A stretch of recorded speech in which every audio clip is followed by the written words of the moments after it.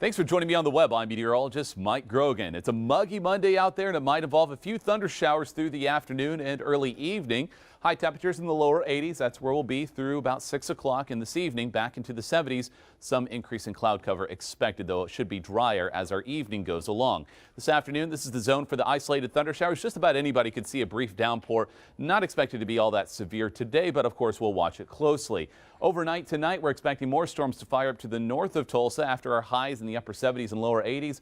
We'll end up with a quiet evening, but watch to the north. These thunderstorms are likely severe, and if they do head a little further south, they could bring us severe weather along the Oklahoma-Kansas line. So through tomorrow morning, watching areas to the north and west of Tulsa. Tulsa area probably stays dry through tomorrow morning. Mid-60s for lows, and during the day, a lot of clouds. We're still going to be quite mild to warm. Highs in the low 80s. Watch as thunderstorms flare up by late afternoon with the daytime heating. That could involve some hail or some high winds, and will continue that threat moving into Tuesday night. The risk of severe weather on Tuesday is in that very low category for many of us, with a higher threat in southeast Kansas and far western sections of Osage and Pawnee County.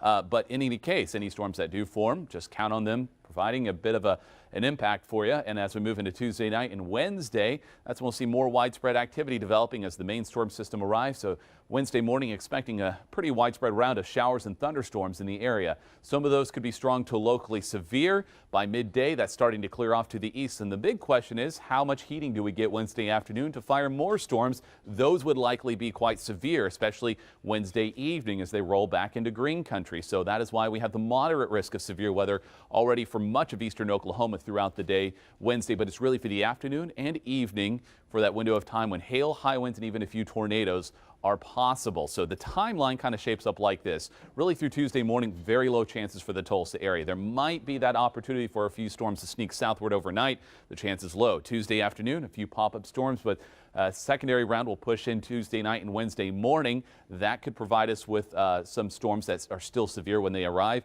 And then the greater risk comes Wednesday afternoon and evening for a moderate risk of severe weather and a good chance of heavy downpours.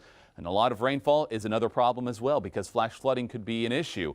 We have saturated soils, and after last night's rainfall, we could see some areas over an inch or two, especially in our northern zone. So be aware of that. It might be less than that around Tulsa, but in any case, there could be some sections that end up with more than their fair share of rain. So flash flooding a potential into midweek for just about any location.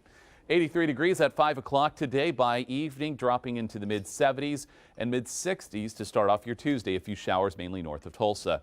The chance of storms is higher Tuesday afternoon, especially that night, and Wednesday morning, the best chance of rainfall, and then again Wednesday evening. That next risk is more conditional, but if the storms form, expect them to be severe.